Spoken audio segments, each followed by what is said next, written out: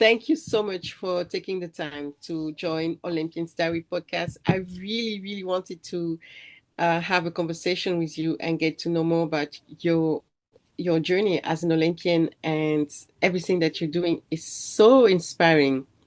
So you've been to the Olympics in Paris, right? And that was your first experience being an Olympian. Can you take us a little bit back to when you started as an athlete? What was the inspiration for you? Initially, I lived on the same street as an athletics track, well, a grass athletics track in my neighborhood. And so my dad took me for a walk one day, and I seen some kids running, and I think I was three turning four, so I remember it.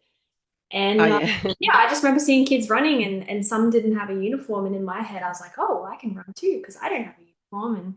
And then the next week, dad signed me up. So that was my first introduction to athletics. And from the get-go, I was really good.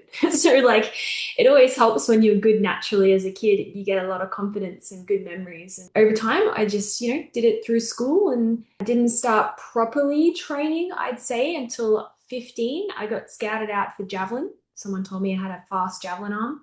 And then at that stage, I'd never really trained properly. And he said, well, if you train with me for a year, you will win the national championships. And I said, okay. And then I did. So he was a very, very good coach. His name was Gary Cairns. And That's then, yeah, and then not long after that, I sort of went through high school, finished high school. At that stage, I didn't think I could run. Like, I didn't think I was a fast runner. I just thought I was a javelin thrower and was good at high jump as well.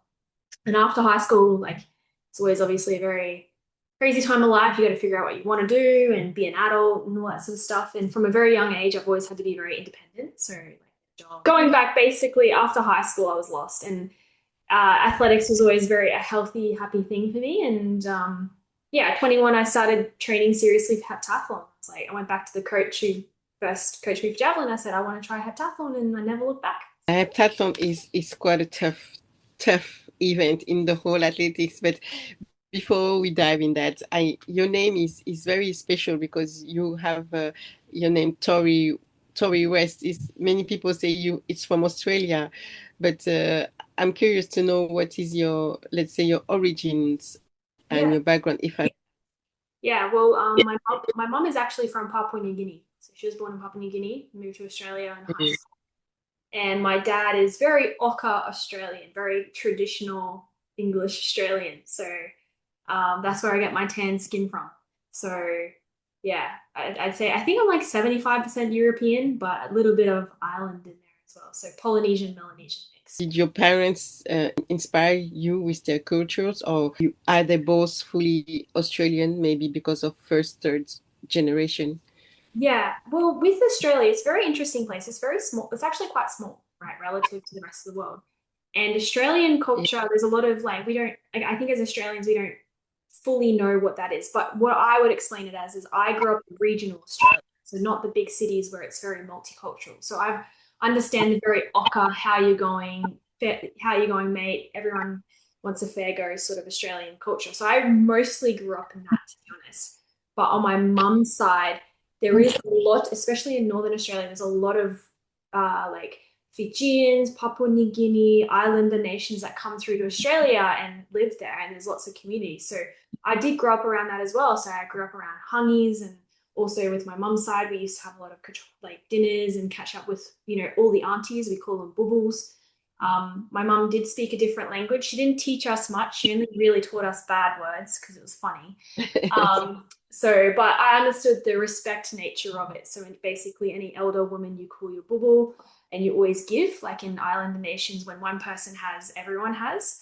Mm, I've never visited there. I would like to one day, but yeah, I'd like to visit. But yeah, there's different parts of the culture. But it's funny because Australia is very multicultural. You sort of grow up with a lot of everything. So my auntie is also, her husband's from Chile. So we grew up with mm, a bit of Spanish food, and so it's a mix. But for the most yeah, part, I would say I had a traditional regional Australia upbringing with some mm, cultural flair. So yeah. That's amazing. I always like to ask this question because we are Olympian, and Olympian Story is to discover all the journeys of Olympians all around the world, and how culture impacts their lives. So you've been trained as an athlete, but were you doing other sports in between or before, or was Yeah, that yeah, athletics was always the core, I'd say, because it was the first sport I really did at okay? 24. But growing up through school, I also did I did a lot of different sports. I did one sport a year. I was only allowed to do one sport each year because it was expensive and we didn't have a lot of money. So I did tennis for a little bit, but then that got really expensive. Tennis is an expensive sport. You got to pay for fixtures and coaches. I was good at Yes. that. I was actually very good, but obviously it was a bit too expensive for my dad at the time. So I went back to athletics and then I did basketball. I was quite decent at that. I got scouted out by a coach to do rep, but I don't know. I didn't have confidence, so I loved athletics. And finally, I did boxing for a year. I actually fought as well. I did 4 fights and I won all 4 fights. But Wow. they wanted to put me on a pathway to the Commonwealth Games, and I was like, oh, I don't know. I sort of think I'm too like I just didn't. I liked training for it, and I liked fighting, but I don't think so. To be good in boxing, you got to have a bit of mongrel in you. Like you got to have a bit of like, and I do have that, but I don't think that's who I am. I just didn't feel like it was a good expression of me. So then I Yeah. eventually got back into athletics at 21 and said, "This is what I want." Yeah. Yeah. And heptathlon makes sense also because I remember heptathletes are really the go-to people, to hang out with. They're just always cool and they're always relaxed and they like friendly and friendship is everything above all, like we die together. How Yeah. do you feel that? It's beautiful. I love the culture of heptathlon, like competing at the top level, particularly. Everyone's very respectful. Like obviously you've got classic rivalries, really elite athletes who stay in their lane, but there is always a very mutual respect because we all know how freaking hard it is. And we only really compete 2 to 3 times a year properly at that level. So there's a lot of Yes, respect. And and we all understand it because not a lot of people understand the athleticism required and the training required and how long it takes to piece it together. We sort of just look at what our 200s are compared to a specialist, and they're like, oh, they're not that good. And it's like, oh well, they can throw javelin as well. So I do like the culture of the multis. Definitely, it's I think it yes. suits me as a person too. I feel like I fit somewhere, which is nice. Yeah, it's very interesting what you've just mentioned that heptathlon is many different events and that you have to compete in one day. You have to be able to be good at all these events. It's athletics, but still they are very different, right? So how do you manage to improve? How if we make the comparison with in business, there are different fields that you need to work on in order to reach your goals. Do you think that you have the same approach, or Oh yeah, how do you? definitely. I think my approach to heptathlons is why I've been very successful in business because I understand it's a long game. Like you have Exactly. Yeah. different goals across different events, which require different skills and different energy systems.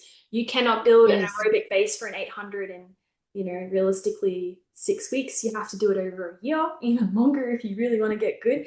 And so, the main approach I have is like the power of compounding actions. So, like, I can't do everything every day, but I can do a micro dose of something. And if I do that consistently, healthily over a period of 12 weeks in my training block, I will improve.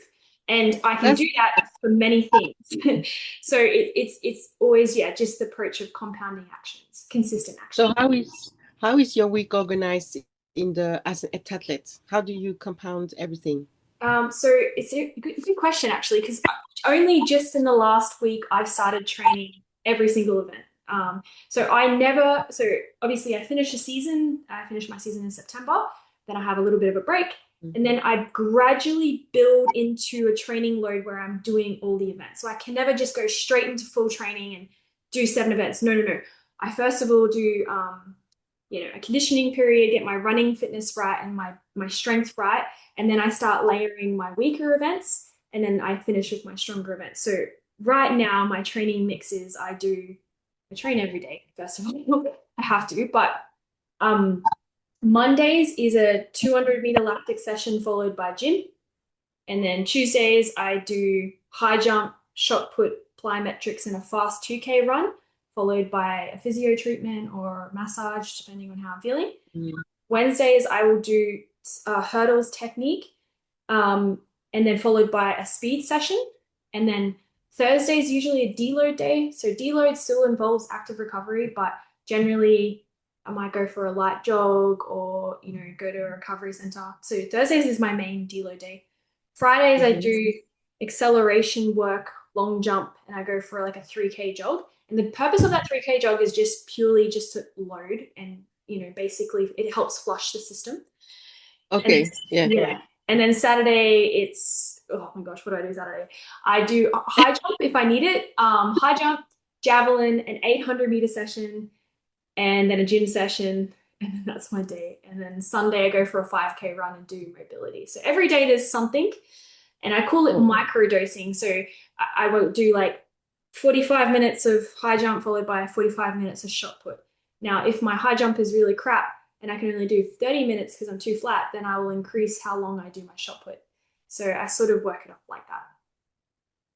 so in that you didn't count the warming up, huh? Because you need to. Yeah, so each session has about like 30. The shortest warm up would be 30 minutes, but generally it's like 45 minutes to an hour of warm up every day, to properly be moving. And then a warm So, down, go for a jog. Yeah.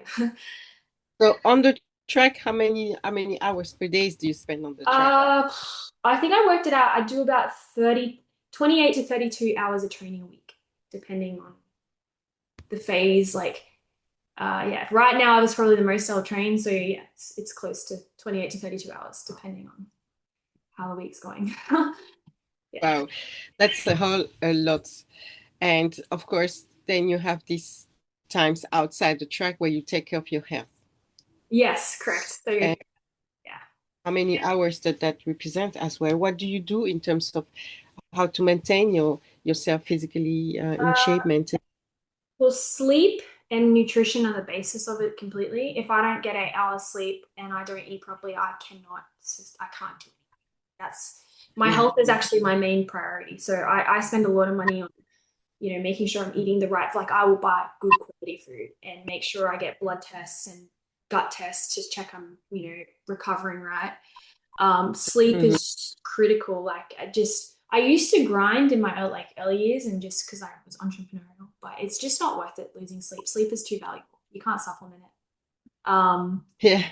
And one of my coaches is also my physio, so he does an exceptional job of keeping my body, like he knows my body very well to treat me and know what's working. Like to put it in perspective, before Sam, I fractured my navicular. I had chronic foot issues, which it Oh, would end anyone's career. And I'm now that's this, yeah. So yes. I struggled it in the last couple of years at times. Like it hasn't stopped my season, but it has been a scare. But I can Mm. confidently say I'm in a big deep block right now. I've had no foot issues. Like it's just been so like it's taken 3 years, but I'm finally training with full confidence, full plyometrics, full Wow. contacts without foot issues, which is amazing. At the end, like yeah. So that's a very important experience because for many athletes they have injuries and they just can't get rid of it. Yeah. Uh, you implemented something special or a system or Um, what did you do so that you finally got rid of it? so it's multifaceted. Everything like the core of it is that everything happens for a reason. You have to find the reason. And so Mm-hmm. first thing is like the nature of the foot issues I was having was a lot of it was to do with my technique, how I was striking the ground. So we've done Okay. a lot of work in fixing my technique because I do so much running load. Obviously, if I have just even a 2% biomechanical, fault, if I do 100 contacts and then 100 more, that's going to compound very quickly. So Yes. running technique was the first one. The second one was we did some blood tests and nutrition tests about a year ago. We started doing them before the Mm-hmm. Olympic year, sorry. And we realized my body was in a catabolic state because it wasn't getting the nutrients. So I was eating well, but my body wasn't absorbing the nutrients because my gut lines were Yes. damaged because of stress and how much I push myself. So I have done, Mm. and to heal that realistically, it can take years. And I've been Mm. in that journey for years. So basically, building up my gut health, eating only very good nutrient dense foods so that I can absorb the nutrients to rebuild my body. So that gets on top of So basically, when you've got a chronic health or injury issue, you want your body to outpace the recovery of which you're breaking it down. So I've done everything I can to decrease the breakdown through my technique and increase my rate of recovery through health, sleep, nutrition. And that compounds over time to the point where I'm like, oh, I don't have an issue anymore, even though it was career ending. So it's yeah, and that goes back to what I said before, the power of compounding actions and the long game. So you've made it to the Olympics. Was that like an incredible journey? When because to make it to the Olympics, you have to be part of the best in your country Yeah, first. yeah, yeah, So yeah. how when was that moment? Can you describe us how Uh, it felt? well, You my went journey, from because for me it was always the critical point. You have to be the best in your country, and France is part of the best nation in the world in sports. So yeah, it's competitive. just to be the best in your country, it's like a whole journey. So how did you prepare to be at that level mentally? Okay, well, I've always been a little bit delusional, first of all. I've just always believed I could be really, really good, even if didn't have any evidence. I've always been like that from the beginning. I'm like, if I'm gonna do this, I'm gonna do this to be the best. And I still believe that, even though I've had my setbacks and whatever. I reckon I'm gonna be champion one day, 100% on the world stage. I do that. That's why I train so hard. So for me, the journey began with delusion, um, to be honest. That's a state. I love it. So I started my heptathlon career at 21 properly, right? And in one season, I went from 5,000, no, sorry, 4,200 points to 5,793 points in 9 months, which is massive. Hmm. And that gave me the confidence to say, holy moly, I can actually be good at this. And then then a couple years later, I scored 6,000 points for the first time, first Wow. Australian to do it in a very long time. So within 3 years, I got to 6,000 points, which is pretty impressive. And then COVID Yeah. happened. Then COVID happened. And then everything went poo. And then I started getting very badly injured because I was overtraining and I wasn't healthy and I was just a bit dumb, to be honest. But I still had that Oh, belief. I still had why you that say that? Why you say that? because I was just like, I moved cities to train with an Olympic coach who I would say is Okay. probably one of the best programmers for multi events in the world, I'd argue. Oh, But okay. I jumped into his programming without a gradual build into it, and then my body broke down.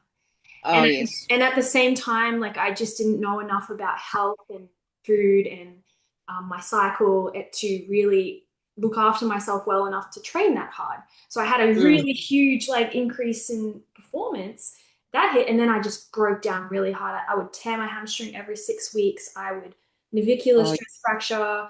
I tore my plantar fascia. Like it was just injury after injury after injury. And then during COVID, so I scored my 6,000 before the shutdown. The shutdown mm. happened. At that time, yeah, I basically just got into hard training. Then the next season, 2021, I had to, the day before nationals, I tore my hamstring, couldn't compete, didn't compete all year, had no chance of making it to the Olympics. I watched the Olympics with my foot in a boot, like, I couldn't walk on it. Oh. And then 2022 came and the Commonwealth Games was on. I was like, all right, let's go again. More injuries, tore my hamstring the day before a selection trial, had to pull out of an event because of a foot issue. So What I a just, journey. yeah, so just like complete. And at that point, people write you off. Athletics is a Yes. sport where you'll do good and then you'll have a bad season. Everyone forgets about you. It's amnesia. You're not relevant for very long. It is Um, an unforgiving sport. That's true. it's But you kept focused. I did. Why? Because I had an intrinsic belief, I had a vision for my life, and I knew, like, I felt it. Like, I felt what I'm going to achieve. I've always known, Mm. like, it felt so real. And it felt so real that I took massive action at the beginning to commit to heptathlon. But it was so real for me too that I knew that even though it really sucked the hard times, I knew it was teaching me something. And I needed that. It's like sometimes the blessing is actually the suffering. Because if you want to, like for me, because I started heptathlon so late and I haven't had the experience with my competitors, sometimes the way to learn fast is actually to fail fast. So it's like in a way I needed that time when I let a look Mm. back at it. So yeah, 2022 was sucky. I was ready to walk away from the sport, though. I will admit, I was ready. I was like, I remember having a wine with one of my friends. I'm like, I'm done. I just can't catch a break. And and then all of a sudden in my life, I had a bit of money come in, and I was like, you know what? I'm going to go to Europe for 6 months. I'm going to go compete and train and have fun. And so that was in 2023. I went to Europe and yeah, was there for 6 months by myself. I did three heptathlons. I won one of them. I started just to enjoy the sport again. Wow. And You mean by yourself? By yeah, yourself with the coach or just I flew my coaches. I flew some of my coaches over for a few events. yes. But for the most part, I did the preparations by myself. And because I had money, I just sort of flew them over. I'm like, hey, can you come watch this? I would love you there. And I just wanted to get experience and see if I still loved it. And I did. Wow. That's Yeah. very entrepreneurial indeed. Yeah, I did. So yeah, I was in Europe for 6 months by myself, came home, and I was like, all right, well, the Olympics are next year. I better get myself sorted and get real because the Olympics is a big deal. And at that time, I wasn't scoring anything special. Like I was scoring 5'7", 5'8", like nothing good really compared to where I am now. But and then got to December and I tore my hamstring. I was like, no, like what the Oh, hell? that And then the same hamstring? yeah, I tore my hamstring and I was like, because like first of all, it was just pure shock. I'm like, I can't make the Olympics like this. And then I called one of my coaches, Sam, who's a physio as well, because he's always patching me up, but he never lived in the same city as me. So I had a head coach in one city and an amazing physio in another. I was constantly flying between them, but that's not realistic. Like you can't. So I had to make a choice. Do I prioritize the physio or the coach? And in 2 days' time, I packed up my car, I packed up my life, and I moved to another city to be with my physio so that I could at Mm. least train the way I needed to get to the Olympics. And it was a big risk because, as an athlete, you want to trust your head coach. But I was breaking down. So I was like, stuff it. So moved, Oh, that was like 2 days before New Year's. So December 28th, 20. So I tore my hamstring Boxing Day. And then 2 days later, I moved another city. I just made a decision like that. Packed up my whole life in a wow. different state. And then, But uh, really intuition. You trusted your intuition and yeah. you knew So yeah, okay. so that was crazy. And then yeah, and then I did the Australian National Championships, and I was really confident actually. I did a really good training block. My physio kept me together really well. He also fixed a lot of my running techniques, so stopped tearing my hamstring. And then I got second at nationals, which I was a little bit disappointed. I was like, well, I think I'm the best, but I obviously wasn't on day. But whatever. I still got a PB. So I got a PB though for the first time in 4 years, which was really, really great. So that was Yeah, awesome. But I was a little bit like, oh, I should have won. I need those points for the Olympics. Stuff you, son. okay, yeah. But the Um, preparation yeah, was yeah. But it is what it is. And then so I scored that, and then I also had an invite to Gotsis, and I was like, oh, I'm going to go to Gotsis, which is like the best multi-event meet there is in Europe, yes, I'd say for yes, sure. definitely. So I turned up to Gotsis, and by then I was really confident. Like my training had gone fantastic. I was healthy, everything was going well. Turned up to Gotsis, boom, dropped to 6,245 points and got the best score by an Australian in, I think, 17 years, placed top six. And I finally got my first big points boost in the rankings, and I was in the rankings for the Olympics. I was like, yes, that's step Wow, one done. And then I was like, amazing. okay, I need one more competition to get me across the line. And so for me, that Mhm. was Oceania Championships, which is the equivalent to the European Championships. And so Okay. the problem Yeah. was, though, the Oceania Championships was 10 days after Gotsis and 32,000 kilometers away. So I had to go from Europe to Australia to Fiji. And I was exhausted. I turned up to go, and then and I'm a girl, like my cycle game. And I was like, oh no, I gotta go to the Olympics. Like, this is ridiculous. I was like, okay, I can win this. I just scored 6-2. This should be easy. I'm not even worried about this other, like, get up in the day. And I was so cooked. I was like, oh my gosh, I'm so tired. And then they had massive headwinds, and it was just the poor, like, they had a legal hijack. Like I said, I think it'd be equivalent to the African championships where it's like, illegal guns, illegal high jump mats. Like, it's really bad. And I was like, this is a joke. This is a sick joke. Anyways, I finished second, which was not enough. And I remember I just sat on the podium. I was like, you kidding me? Like, I just went to Kotsis and had this moment of glory. And then this happened. And I had no backup plans for competition. So I grabbed my medal and I chucked it in the bin. I'm like, this is sucks. I don't want this. Oh, And really? then I said to my coach, I said, it's over. It's done. I've done everything I can. The system is cooked. And then I always know with me, I just got to let it out. Just got to let it out. And I had no plan. And I tried to get it into a comp in Germany and they didn't reply to my emails. They put me on a waiting list. I'm like, screw you guys. Like, this sucks. Anyways, Oh, I sent them another email. I had my moment. I had a glass of wine. I was like, wait, I gotta send an email. So I sent the email.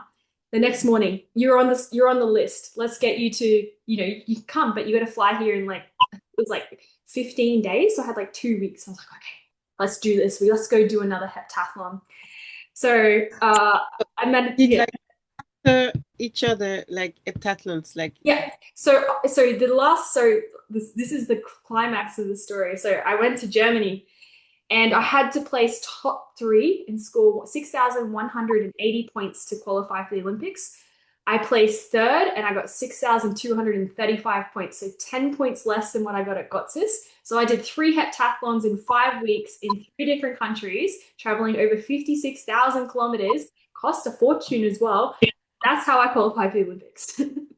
It was oh ridiculous. my, Yeah. what a journey. You Yeah. really wanted to make it, like, and some people they just don't understand it, but I do. I I was also had like, that. I was just like, that's Yeah. mine. It's mine. I know I'm supposed to be there. How was the experience of making it to the team Australia, going to the Olympics? How was that experience? Well, I loved the experience of being in the stadium. That was absolutely incredible. That was a beautiful stadium. Everything you would dream of when it comes to atmosphere, colors, lightings. And I'm so lucky as a heptathlete. I get to be out there for 9 hours. All you Yeah, sprint that's only out there for 15, 20 minutes or whatever. I was out there for yeah, 9 hours. I got to hear it. I got to watch races. Like, it makes me want to cry. I loved it. I loved being in the stadium. I really did. I loved the yeah. Olympic experience in that aspect. I didn't really like, I guess, how do I explain it? When you're in the team environment, you don't realize how draining it can be. Like, you're around people that are unfamiliar to you. There's a lot of stimulation, and I didn't enjoy that. I struggled with Oh, that. Yeah, I lost a lot of energy. Like, I turned up at the Olympics pretty exhausted. I was struggling to sleep. There was just so much logistics that, it was stressed. I was a bit stressed. So I didn't compete as well, mostly because of that. I was just exhausted and I had to learn a lot yes, of of stuff. course. It was your first Olympics. You were not really aware of that when you were part of the team, Yeah. and then well, the team it's not anymore your individual events, and there are all these things that you have to do a lot of waiting Yeah. and check-ins and checks outs and travel from one place to another. Is that what you mean? Like all these Yeah, exchange? it was. It was all that. So there was some issues like, they've only got limited passes for coaches, so therefore I couldn't have my coach like in certain aspects like I wanted to.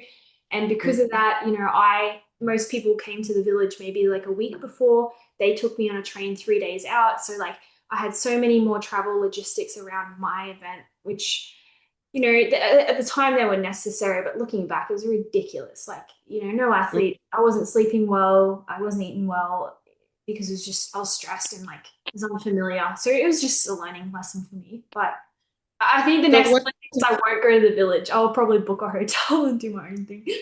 I think. Yeah. Oh, that's interesting. So Yeah. for you, the lesson of like you think that it was not really facilitating the performance. Oh no, no, absolutely not. Like for me, like the day before the heptathlon, you ideally want to be doing nothing. You just want to be in your bed, resting.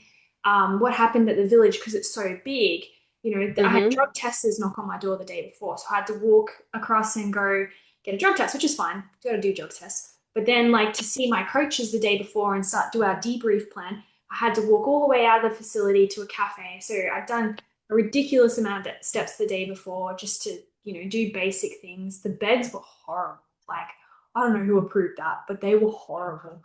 Yeah, Um, I've heard about that. I've heard about oh my that. gosh. Team Australia did a lot of good things to try and help that. Like they bought us mattress toppers and air cons and stuff. But that was just like for me, I mean, I know my best performances come when I'm happy, healthy, and have energy. Mm. You know, and I just didn't feel like I'd get those things. So the big lesson for me is God willing, like, I go to the next Olympics and that's in my destiny. I will definitely book my own hotel or Airbnb, cook my own food, and just try and keep things as I think that's possible. I found out after the athletes did that, and I was like, that's so smart.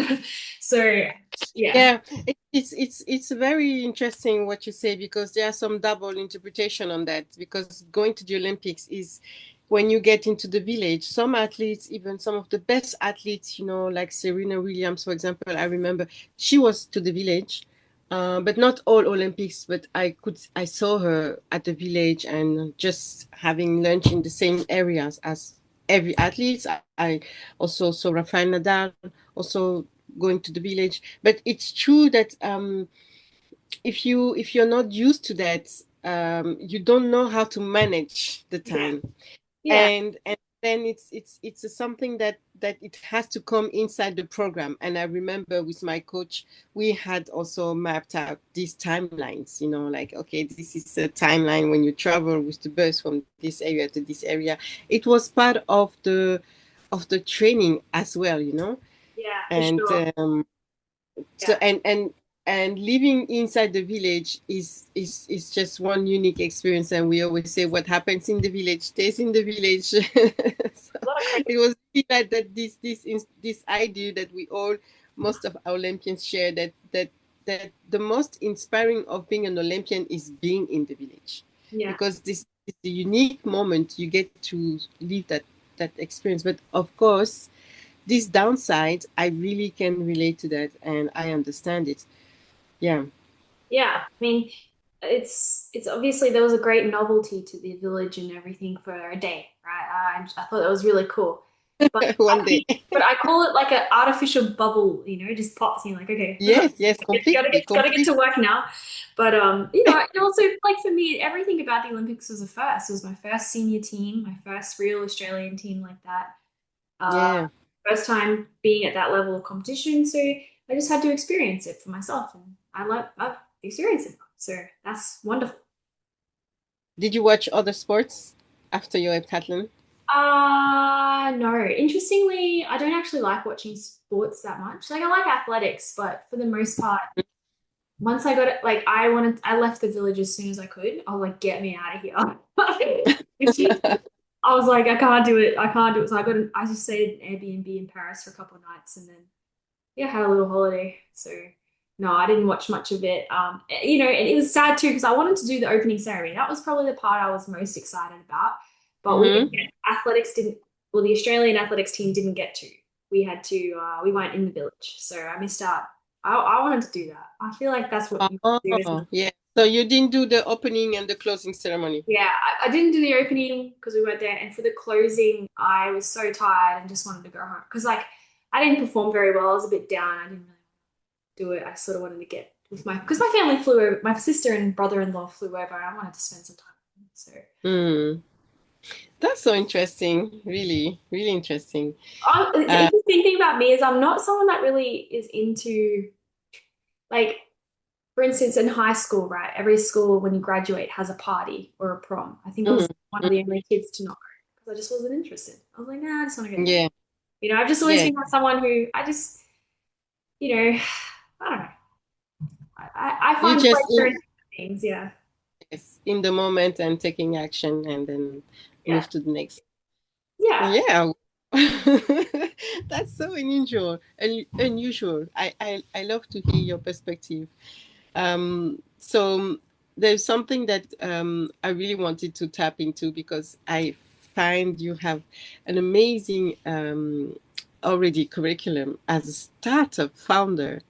And this is for me as working with startups, I'm so inspired with your journey. And how did it come? Did you how did you decide to be in that world? What was your inspiration does it come from your study that you became a computer science expert and then you moved into the startups? But why did you? Can you tell us a little bit about that journey? Yeah. Well, since I was young, I've always been quite entrepreneurial. So I finished high school. I thought I wanted to be a doctor. I didn't get into medical school because I couldn't answer the question why I wanted to do it. Because usually smart kids just want to be doctors Okay. because they're smart. Because I did well in school, and so I thought, oh, I'll be a doctor, but I didn't. Um, and then I was like, when that didn't happen for me, I was like, oh, well, I didn't have a plan B. I didn't really think this through. So there are moments of my life I have quite good brilliance, and then there are moments where I'm like completely silly. And I'm like, what was I thinking? But anyways, so I had a gap year after high school, just took some time off and just worked and traveled, right? And so I've seen Mhm. a lot of the Asia. I traveled through Asia. I had my 18th in Thailand. Um, and at that time, like growing up, my dad was owned his own roofing business, and he's a bit of like a Ocker kind of. I don't know how to describe him. He's an interesting fellow, but he basically said, Tori, all you need to do in business is get an ABN and send off a quote. That's all you got to do. It's all about relationship. Anyone can do it. You just got to, and so he made it so simple for me. I was like, okay. And so I built his website, and I built a lot of his invoicing and quoting systems. So I did all his quoting and invoice. So I learned a lot about the business. He used to pay me like $10 an hour to sit Wow. next to him on a computer and set it all up. I was like, oh, okay, this is pretty easy. So I basically set up my dad's roofing company as a teenager. Wow, for you, that's easy.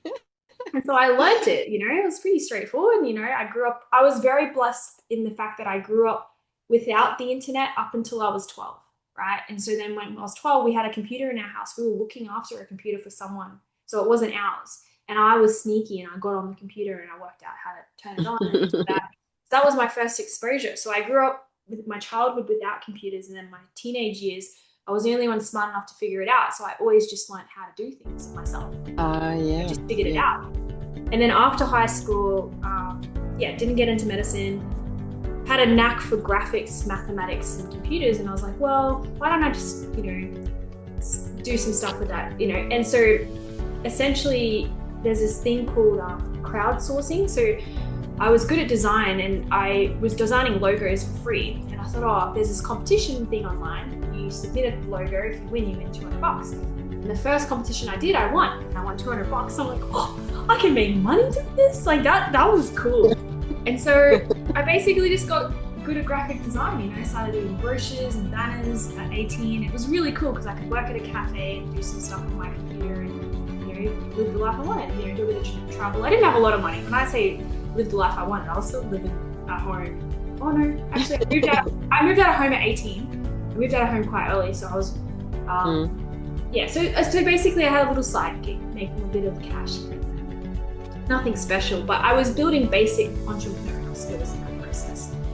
That's a lot. And then I started getting confidence, and then I got a t-shirt with my company logo. And at the time it was called Co-Create Design, so it was similar to this t-shirt. And I went to my sports doctor with an injury, and he's like, oh, what's this? And it's not. I said, that's my business. And he's like, oh, you do websites? And I'm like, yeah, I build everything, I can do everything. And he's like, oh, come talk to my practice manager. We need a new website. And so I met the practice manager. She was really lovely. And she was like, oh, can you do this? And I said, yes. I couldn't. And then that's the part of the sale. I just thought I'd figure it out. Anyways, I sold like a $3,500 website on the spot. And I was like, that's the biggest job I've ever done. Anyways, I figured it out. I delivered it. And all my clients to this day, like I still have to do some work because I love them. They looked after me. But that's really it. I just basically found opportunities and built skills by doing things I didn't know how to do. So you build skills by doing things. Like you literally learn yourself, taught yourself computer science 100%. Development. Yeah, and that's the best way to learn, because I learned on the job. Yeah. What better way to learn with, like, you either get paid or you don't, and you only get paid if you do it. It's perfect. Like in school they teach you, oh, we're going to grade you, but in the real world you don't get graded, you get paid or you don't. Like, that's the reality. So I learned like that. And so graphic design went into web development went into web application development. So there's different levels of web development. Yeah. applications turned into apps. And by that point, once you're building apps and web applications, you're starting to become what's called a full stack developer. So you got to understand back end Oh, services, yeah. Mm-hmm. databases, front end, different code languages. So this was Mm-hmm. all before AI. I was like fully like doing it all. Before AI, yeah, Yeah, yeah. yeah, And that was your company. Then you created the yeah. So company. yeah, so essentially I was doing that and building skills and had a decent sort of side gig, that would fund athletics. And, I had my little apartment that I lived in, and, I had a relative freedom, but I still had jobs. Like I still had a consistent, stable job. Yeah, yeah. I Did, was confident enough, I guess, to go all in. And I didn't know the business systems fully. I just knew how to code. And then eventually, yeah, during COVID, what happened was I obviously no athletics, so I had a lot more time on my hands. And then at that time, everyone in the world needed to go digital. So all of a sudden, I had a massive amount of work, and I was like, okay, let's do this. So I went deep, and I basically, yeah, made money doing a lot of contract work because there was a lot of money for people to pay for that, and that's where I went yeah, full time. And at the same time as that, crypto took off, and because I was an early internet person, I had bought Ethereum back in 2017. yeah, I did well. And so, yes, that's why I say in 2020, 2021, I sort of, even though athletics was horrible, I started my company and, did full time software development. So it wasn't that I was building my own apps, I was building apps for other people. for other people, yeah. Yeah. And so I've always run it as a software company. And then, yeah, eventually in 2022, I got a big grant from a company in America because I was sort of looking at how we can bring blockchain technology into sports data and give athletes ownership of their data. And so, Oh, yeah, so what that do was you mean? Can you explain more in so, details? so essentially every athlete produces data, right? And there is a whole, Really? yeah, every athlete, you produce data in your training, in your performances, in the food that you eat, in everything that you track with wearables. That is all data. And currently, data for athletes is harvested and rewarded. So basically, companies harvest that, and that's value for them. But where's the value for the athletes, even though we produced it? So my simple thesis was that if we create an ownership layer over that, we start to solve a lot of problems. So that's what the technology I've been working on for quite a while. So since 2022, I got a big grant. I got a grant through a company called XRPL Ledger, which is one of the rather large. So in blockchain world, the top five cryptocurrencies, one of them is XRP. I Amazing. built on the XRP ledger, so I got a grant through that foundation. So it was quite a big grant. So that really allowed me to go full time in some more what I'd call research and development work, where I started to just go deep on this technology and see what we could do with it. Yeah. So I Mm-hmm. was still running the software company, and then I was also doing research and development. And that was during COVID, so therefore I had a lot of time. And that's what I did with Europe. So when I went to Europe for 6 months, I went and presented at a conference in Amsterdam, actually. Ah, Um, yes. and, started networking and started to really dive deep in that world because remembering too, I didn't have a university background. So therefore, being in that corporate world and having money like that, it's like, okay, you got to start learning how this works. You got to talk to people, Yeah, work. yeah. And it was easy being an athlete. You always have an interesting thing to talk about. In business world, sometimes it's a little bit hard, but when you're an athlete, you've got a token to basically, yeah, have easy conversations, especially when you're young and what's the word? Have a lot of energy. But yeah, so Yeah. yeah, so it always helps. But yeah, so basically, I just went in deep into that, and that connected me with. Then I went to Singapore and I did an accelerator program over there, and so you got mentored by a lot of really cool people, and they Mm-hmm. connected me with the Australian investment system and how it all works here in Australia, and then I started getting connected with some pretty high up people in Australia. So right now, I would comfortably say I have the phone numbers of Australia's three biggest crypto exchanges, CEOs on my phone. I could easily just text them. Now I'm pretty Wow. well connected. Government Amazing. also, the Australian Security and Investment Commission have also got interest in my project and the legitimacy of it. And so I've just, So yeah, can you explain us what's your, because this is amazing, and I wish I could pick your brain yeah, yeah. to more in detail Yeah. to see So things that you're building. yeah. So essentially, Because yeah, it's you talk about about blockchain and you talk about data. So can you can you simplify it? Yeah. So essentially, think of LinkedIn, right? So in Mm, LinkedIn, you put in your credentials and you can see who you are as in the corporate world. yes. We have no equivalency for that in athlete world, across all sports and across all, fields, but we all produce data. So it would make sense to have a LinkedIn for sports data, which you'd call a sports data network, right? But in that all, so you create an account, you own the data. So instead of you going to World Athletics and seeing your results on the World Athletics website, which is just a website with arbitrary data, you have a Mm, wallet that is connected. So like your athlete passport that's connected to a. mm, So mhm. therefore, just say you have results at the Olympics and the Olympics sold advertising on your result or your how you went, you should get a Yeah. kickback because you were part of that. Why are Olympians who give value and are basically the product of the Olympics, the brand of the Olympics, not getting a kickback? Because there's no ownership system. So I'm proposing a way for every athlete to have what I would call an athlete passport. And in that athlete passport, you have your basic identification, like your number, your name, your date of birth. We can do that with blockchain beautifully. And every bit of data you produce, your results, your wearable data, your training stuff, goes into that wallet.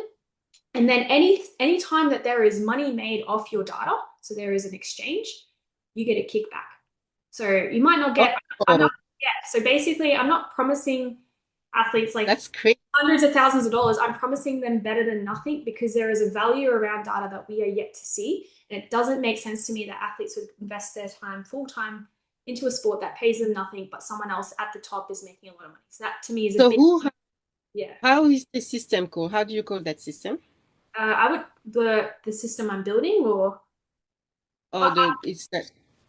yeah, the system I'm building, I'd call a sports data network. So first of all, you got to get all the data in a system, an ecosystem, and then you have Mhm. to create a way for anyone who wants to participate in that network to have the tools, so like the buttons and the applications to interact with it properly. Um, Yeah. yeah, so So I call it a it's a sports global, data. Yeah. okay. It's a global system. It's not only for Australia. 100%. 100%. Uh, And yeah, the okay. app peak that I've built is step one. And so I love my delusion at times because I have these big ideas and then when they pull off, I'm like, oh my Oh, God. that's amazing. Because now we're talking to an Olympian who is preparing for Olympics of Los Angeles 2028, and he's just building massive projects. This is incredible. Yeah, You just talked about the sport data again, sports data network, sports data network. Yeah, network. yeah. So It's essentially, not yet live, right? I'm just like I'm no, one no. of the. So I have to wait for the technology to mature. So this is a long game play, right? I can't just like Definitely. flip a switch and AI solve all my problems. No, this is a long game play, but it's going to disrupt the sports data network and the sports world very, very profoundly. With Very. blockchain, with blockchain. With blockchain technology. Now, athletes don't need to understand blockchain to benefit from it. And that's the beauty of the applications that I build is like, you don't have to worry about it. You just know that you own it and that's yours. And it's just like, Okay, so who is gonna pay for that? Athletes? no, athletes pay nothing. So athletes pay, so in the sports data network, athletes pay nothing because they're contributors. They're contributing data.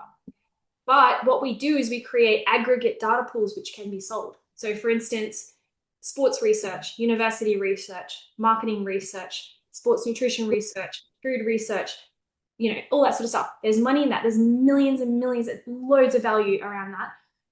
And if you're contributing data and that data is unlocking value, you can get a kickback. So that's the first one. And then the Mm, second one is linked more around licensing rights, which is a little bit more yes. intricate.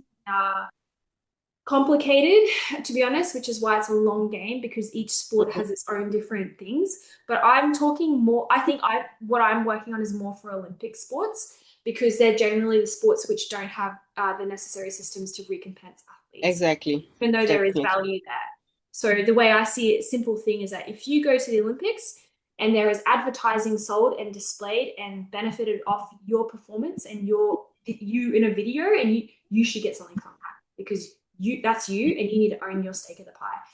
And they would say, oh, it's too hard. You gotta, I'm like, no, no, no. If you have an ownership layer and blockchain technology implemented, it is not hard. It is well, it is, the technology is hard, but the implications and the solution of it is give athletes ownership. And then with data, because data is objective, we can actually look at, share distribution. So for instance, we'd say the 100 meters, it probably gets the most attention of the Olympics for sure. And we know that because we can measure how many people are viewing it at that one time, Yes, right? definitely. So therefore, and at that one time, we can also work out how many advertisements were pulled, how much money was paid to each of those advertisers. All right, great. We can see the value of transactions there. Now let's distribute a kickback to the athletes who were actually in that. It's very simple, but All of them, all of them. yeah, Not only the first or the second or the third, but yeah, like all of everyone, them. everyone, everyone who contributes, who fills a lane, who's part of the show, needs to get paid something. I'm not saying they need to get paid millions, but Mhm. there needs to be something because it's ridiculous the way it works, I think. And So who is going to pay for that? Who is going to pay? well, it wouldn't necessarily be who's going to pay. It's just more like we already know that there is money around the Olympics brand because they take, advertising, Everything. whatever. And essentially, yeah, I just say they need to give a cut to the athletes. Like there's already advertisers paying for it. So it's up to whoever runs these competitions to create these distribution models. The problem is they won't want to do it because obviously they lose bottom whatever. But this is where you start to have, there's an equilibrium. If you bring Mhm. a new tool or a new technology, it has to shift things, right? So therefore, Mhm. my thesis is as you introduce data ownership to athletes and you start to help them understand value and how Yeah. things work, they start to go, well, okay, well, I want this. I want to, if I'm going to turn up, if you're going to give me an agreement. And when you start having more people do that, change happens. But right Hmm. now, I don't think the technology and exists for athletes to have that choice, and that's what I'm trying to implement and do. That's very unique, and I understand why you have great sponsors and partners to follow you. First, it takes time. Second, it's a lot of money involved for Yeah, all this research, and but now they give you access to that, right? So you did yeah. you secure all of this because soon the podcast will be live, and so Yeah. Well, you will. so for the blockchain stuff, that stuff is like actually not my core business at the moment. Like it is a thing coming in. But Mm, what I've realized is the biggest challenge to make that possible is you need enough athletes involved in the network. So therefore, I had to build a bridging app to put all sports data in one place that was more universal, which is what okay, Peak is. Yeah. and this is Peak. This is what Okay, Peak is. So Peak is the bridge into the ownership world, but it's also very useful. So it's yeah. what is Peak? Tell Peak, us about that. yeah. So Peak is a digital training diary for athletes. It allows you to put all your training data and performance data and health data in one place to make better decisions.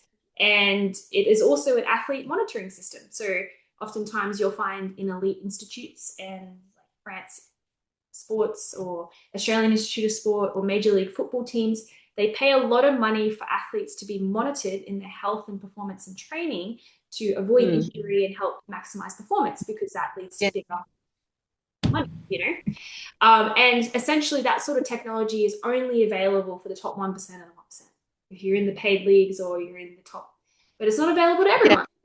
You told me that Australia, for example, had Yeah. for Australia this was the challenge, and what did you do to? Yeah. Well, Australia paid a ridiculous amount of money for an athlete monitoring system that I know no one likes to use. So when I say a lot of money, it was in the millions. The number escapes me, but the fact that they would even pay $1 million for that just blows my mind. But nonetheless, they paid for a system that no one wants to use, and all the data that an athlete contributes into that system is owned by the government, locked away for 75 years, and the athlete has no power to delete it. So therefore, they have your health records, they have your injury history, they might do biomech testing, and they'll use that data. They might, you might fail Yeah, as an athlete, but they'll use that for another athlete to see if they can make that one better. So all they're the blood. basically Yeah. they're using Mhm. yourself, and you athletes don't have any idea. So basically, I build a system better, and it's free. So it's kind of cool. I feel like all my distaste for the system and all these stupid bureaucratic powers, I basically just defeated with my brain, which is nice. I didn't have to be unclassy about it. So yeah, so it's an athlete monitoring. So I'm essentially just wanting to really help athletes because I know how wonderful the journey is as an athlete. It's a beautiful pursuit. Mm-hmm. Most of us do it for no guarantee of success, like no money. We just do it because we love it. And so why is everything being like hijacked? Um, so the core of it is just to help athletes be better athletes and give them the tools to do that. And so the basis of the app is free, but there is a premium, which is obviously where we generate revenue. Um, Yeah. like the free, if you're like, I always struggle What trying to sell things because but the truth is like the free does a lot, but it obviously is another level which helps what us. do you get when you get the app for free? So for free, you get full wellness logging, so you can track your wellness. So that's subjective questions, check-in. So most athletes don't realize that the best form of wellness monitoring is not actually your wearables like your aura. It's Yeah. actually being in tune with yourself. How are you feeling? What's your mood like? What's your stress like? We don't do Yeah. these things, but these are the most important things. So you got a wellness check-in. You can connect one wearable, so you can connect a Garmin or an Aura or a Whoop. You can track your training load, which is perceived effort times time, which is the basic thing that most athletes should be tracking. Very, very important metric. You can, create activities and tables. So, for instance, for track athletes, you can like set 6 200s and the times and the intensities and whatever. So you can track stuff like that. You can connect with a coach, so they'll get insights as well on how you're going, and they can give you, and you've got privacy rules. So if you want to keep your wellness and personal stuff, you can keep that. You can, as a female, you can track your cycle. Making sure you're, yeah, Yeah. yeah, making sure you do that properly. Um, and But do you get like insights also? Because there are so many startups coming up with cycles tracking, menstruation, video yeah, analysis, and so on. yeah. We have the insights. Yeah, so we have some insights for the cycle and how it impacts readiness. And we Mhm. also have AI insights as well. So this is part of the paid feature of it because AI does cost money. But essentially, most athletes operate and make decisions based on sports science, and sports science is based on case studies, right? So we do a study on 100 athletes, maybe they're male and they're based in Europe, and this is what they did to get this outcome, right? But I'm an Mhm. Australian athlete, I live on the other side of the world, I'm female, and I Yeah. don't know why. So with Peak, it is your individualized data model for you. So therefore, you can actually figure out what's going to work for you. And the AI Okay. insights help you understand your data and make the best decisions for you because your pathway to your best is going to be very unique. Especially because as an athlete, especially if you're good, you're already an outlier. So the data sets can't really apply to you. So it's phenomenally powerful. It just keeps getting better and better. And I've been working my butt off on it for so long. But I started. So how many? Sorry, because I know you have. There's so much I want to pack, but we let unfortunately the time is running. Yeah, You've got a lot of people already who have logged in yeah, the in. yeah. Well, we've got a lot, and I haven't even been promoting it, but because I've been trying to like. Okay, so we just ticked over 8,000 registered users in just over 2 months, which is Uh, massive. That's just off two organic months. 2 months, yeah. It's just off Oh, organic content. why Organic organic content. content? Yeah, because I can tell a story. I can share my journey and it makes sense. So there's Well, that. And then we have 11,000 athletes on a waiting list at the moment because on the I waiting list. yeah, so I have network partnerships I've done with sports organizations. So I'm targeting grassroots sports organizations, not top level at the moment, because there's more community level sports than there is, in the Australian athletics team, there's 100 athletes, let's say. But in Yeah, yeah. community level athletics, you got over 40,000. So why would I go further top? Yes, I have a bunch of partnerships with sports organizations that are waiting to onboard, which is pretty exciting. amazing. Yeah. Yeah. So we're basically just putting in some final touches on the premium model because basically I know we validated that we've got a product market fit and people are loving it. And also we can get users on, and not only that, users are using. So we just ticked over 102,000 logs by athletes from around the world since launching. So that's Wow. 102,000 times our users have logged a training session, a health session, a health log. Like that's crazy. Like just to have someone register is one thing, but actually have people use it daily, that's massive. Yeah.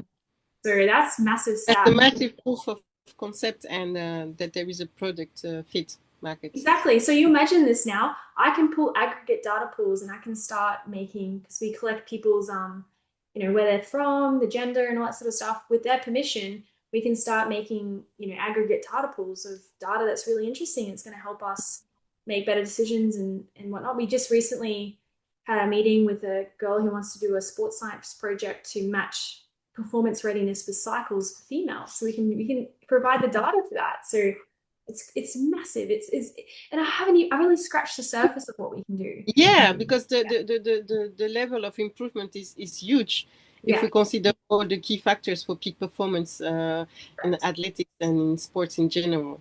So Yeah. how do you see the future? We are like in 2026, the year is starting. Oh gosh. You The future you're is going ahead to 2028. yeah, Do you honestly, already have everything mapped out or? yeah, I do. I have a plan. I basically like obviously for me, athletics is the core right now. It's the only time in Mm. my life I can do it at this level while I'm fit and healthy and young and whatever. But yeah, so 2028 is my goal. Like I want to do Com Games, World Champs, Olympics, want to win medals. I want to do all the big things. And then in the midst of that, I want to document my journey and leverage that into peak and saying like, this is product validation. I'm using it. Founder-led brands are very, very powerful. Mm. And at the same time, build the team, the scale this. Like you can see behind me in my apartment, I've turned my cupboards into whiteboards because I've always got ideas. And so I've mapped out the next 7 months and 6 months in our pathway to 200,000 users and how we're going to do that with content and like these are the funnels. And so like for me, it's just Wow. I'm going to treat this business like I do athletics. I have massive goals, but it's going to be a process. It's going to be daily actions. It's going to be the right team, staying healthy. Um, Staying healthy, yeah. That's amazing. Do you think like quickly, do you think like being an athlete helps you staying healthy as a startup entrepreneur? 100%. That is my edge. That is my edge. Like Mm. because I also know how to fail.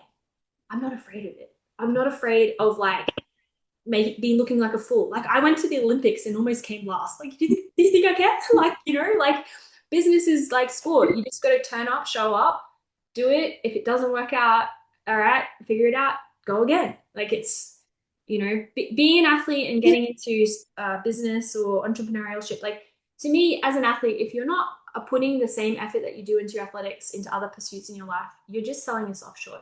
Like you know that you're successful, you've done all your things. Like it's an edge. Like just use it. Like Yeah. I don't understand why Def- people. Thank you so much, Tori. This was such an inspiring conversation, and I'm sure more people would love to know more about your journey. So I'm so happy to have the exclusivity to know about what you're working on. Well, And yeah, we I connect. always believe in serendipity. Meet the right people at the right time. Yeah. Thank you.